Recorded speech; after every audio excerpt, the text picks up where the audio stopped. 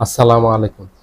Iran আমেরিকার এই যুদ্ধটা আমেরিকার নিয়ন্ত্রণের বাইরে চলে গেছে। এখন আর এটা আমেরিকার নিয়ন্ত্রণে নেই। এই ইরান, ইসরায়েল, আমেরিকা এই ত্রিমুখী এই যুদ্ধটা এখন আমেরিকার নিয়ন্ত্রণের বাহিরে। ডোনাল্ড ট্রাম্প দেখবেন যে ইদানিং খুব পাগল হয়ে গেছে, পাগলের মতো প্রলাপ করতেছে।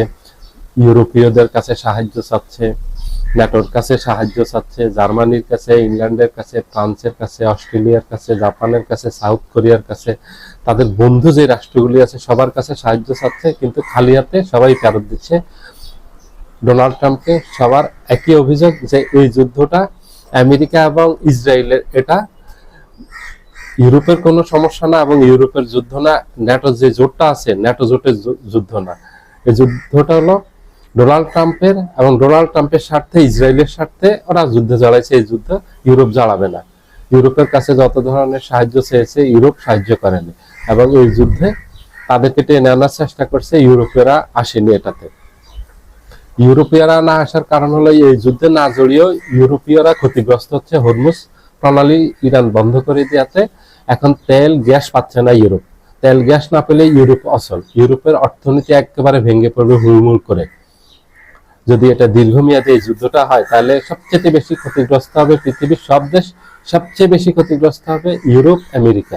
এখন এই যুদ্ধ থামানোর জন্য ডোনাল্ড ট্রাম্প পাগল হয়ে গেছে। এখন ইউরোপীয়দেরকে, ন্যাটোকে গালাগালি করতেছে, চাপ দিচ্ছে, ভয়ভীতি দেখাচ্ছে, আতঙ্ক সৃষ্টি করতেছে এই যুদ্ধে জড়ানোর জন্য। কারণ এই যুদ্ধ এখন তার নিয়ন্ত্রণে নেই। এখন এদেরকে জড়িয়ে যুদ্ধ থেকে বেরিয়ে যাওয়ার একটা পথ খুঁজতেছে এবং এই যুদ্ধে অনেককে জড়িয়ে ফেলার চেষ্টা করতেছে। এবং এই যুদ্ধে যে আমেরিকা পরাজিত হবে নিশ্চিত, এটা ট্রাম্প এখন বুঝতে পেরেছে। ট্রাম্প কল্পনা করতে পারেনি এবং ইসরায়েল কল্পনা করতে পারেনি, ভাবতে পারেনি যে ইরান এত ভয়ঙ্কর রূপ ধারণ করবে, এত ভয়ঙ্কর ভাবে আঘাত আনবে এবং এত দ্রুততার সাথে আঘাত আনবে। ইরানকে আঘাত করার পরে, খামেনিকে হত্যা করার পর ট্রাম্পের চিন্তা ভাবনা ছিল যে ইরান খুব দ্রুত ভেঙে পড়বে, ইরানের রাষ্ট্র ব্যবস্থা দ্রুত ভেঙে পড়বে, শাসন ব্যবস্থা খুব দ্রুত ভেঙে পড়বে, ইরানের ব্যাপক বিশৃঙ্খলা তৈরি হবে। সেই সুযোগে আমেরিকা তাদের একটা পুতুল সরকার বসাবে, সেখানে বসিয়ে সেটা তারা নিয়ন্ত্রণ করবে, যেইভাবে ভেনিজুয়েলাতে তারা নিয়ন্ত্রণ করছে। ভেনিজুয়েলার প্রেসিডেন্টকে সেখান থেকে মাস্তানের মতো তুলে নিয়ে আসছে, অপহরণ করে নিয়ে এসে আমেরিকাতে বন্দি রাখছে, রেখে ভেনিজুয়েলাতে তাদের একটা পুতুল সরকার বসিয়ে এখন তারা ভেনিজুয়েলাকে নিয়ন্ত্রণ করে। সেখানে যত খনিজ সম্পদ আছে, ভেনেজুয়েলাও তেলের উপর ভাসতেছে, তাদের সকল খনিজ সম্পদ এখন এই ডোনাল্ড ট্রাম্প আমেরিকা লুটপাট করে খাচ্ছে। তাদের, আপনারা কল্পনা করতে পারেন, ভেনেজুয়েলার খনিজ সম্পদ দিয়ে সেই টাকা বিক্রি করে আমেরিকা জনগণের স্বার্থে কাজে লাগাচ্ছে, আর একটা অংশ ভেনেজুয়েলাকে দিচ্ছে। এটা কল্পনা করতে পারেন? ঠিক একই ধরনের একটা শাসন ব্যবস্থা, একটা সরকার বসাতে চেয়েছে ইরানে খামেনিকে হত্যা করার পর।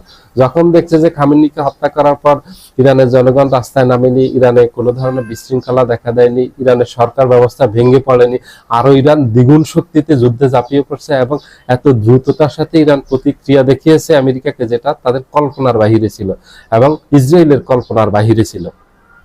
এবং ইরানের হাতে যে এত দ্রুত গতি সম্পন্ন, হাইপারসনিক গতির, এই উচ্চ গতি সম্পন্ন এবং উচ্চ ধ্বংসাত্মক ক্ষমতা সম্পন্ন যে বিভিন্ন ধরনের ক্ষেপণাস্ত্র আছে, বৈচিত্র্যময় ইরানের এই যে অস্ত্র ভান্ডার আছে, এটা নিয়ে আমেরিকা অন্ধকারে ছিল। আমেরিকা ভেবেছে যে কিছু বোম্বিং করবে আকাশ থেকে, ইরান ধ্বংস হয়ে যাবে, চুরমার হয়ে যাবে, শেষ হয়ে যাবে। ডোনাল্ড ট্রাম্প এক সপ্তাহ আগেও বলছে যে ইরানের সব ধ্বংস করে দিয়েছে আমি, ইরানের আর সেই সক্ষমতা নেই যুদ্ধ চালানোর মতো, সব শেষ করে দিয়েছে। ইরানের যত জায়গায় ব্যালিস্টিক ক্ষেপণাস্ত্র ছিল, ইরানের এই ক্ষেপণাস্ত্র প্রযুক্তি, ইরানের পরমাণু প্রযুক্তি, যেখানে পারমাণবিক সেন্টার আছে সেগুলি ধ্বংস করে দেওয়া হয়েছে। যেখানে শাহেদ 136 এই সুইসাইডাল ড্রোন উৎপাদন করা, এগুলি সব ধ্বংস করে দিয়েছে। এখন আর ইরান কোনো শক্তি নেই যুদ্ধ করার মতো, ইরান ধ্বংস হয়ে গেছে, শেষ হয়ে গেছে। উনি আর এটা নিয়ে কথাই বলতে চান না। কিন্তু এখন দেখা গেছে ইরান কয়েক গুণ বেশি শক্তি নিয়ে যুদ্ধ করতেছে এবং হতবাক হয়ে গেছে। ইরানের এইসব ক্ষেপণাস্ত্র আমেরিকার যে এত অত্যাধুনিক আকাশ প্রতিরক্ষা ব্যবস্থা আছে সেটা দিয়ে ঠেকাতে পারতেছে না, প্রতিরোধ করতে পারতেছে না। ইসরায়েলের যে এত শক্তিশালী আকাশ প্রতিরক্ষা ব্যবস্থা, পৃথিবীর সবচেয়ে আধুনিক প্রতিরক্ষা ব্যবস্থা, সেটা দিয়েও ইরানের ওই উচ্চ গতির, এই হাইপারসনিক গতির এই ক্ষেপণাস্ত্রগুলিকে প্রতিহত করতে পারতেছে না, যার কারণে ইসরায়েলের ভিতরে ব্যাপক ধ্বংস হয়েছে।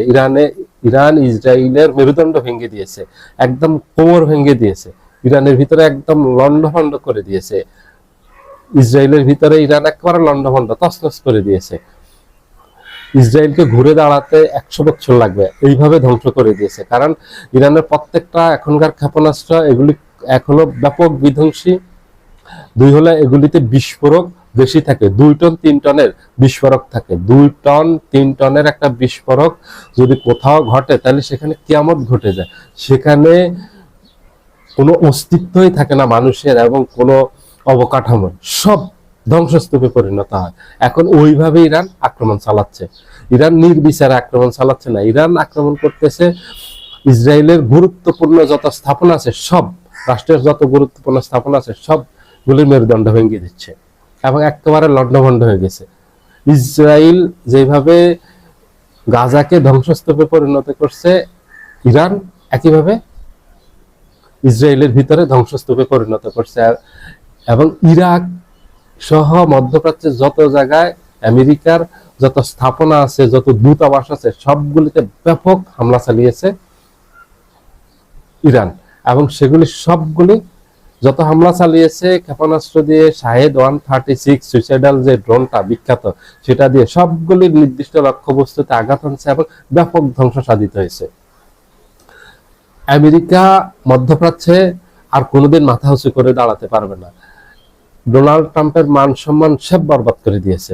যুদ্ধ শুরুর আগে ডোনাল্ড ট্রাম্প যেভাবে হম্বি তম্বি শুরু করছে, ইরানকে একদিনে 2 দিনে একেবারে ধ্বংস করে দিবে, শেষ করে দিবে, নিঃশেষ করে দিবে।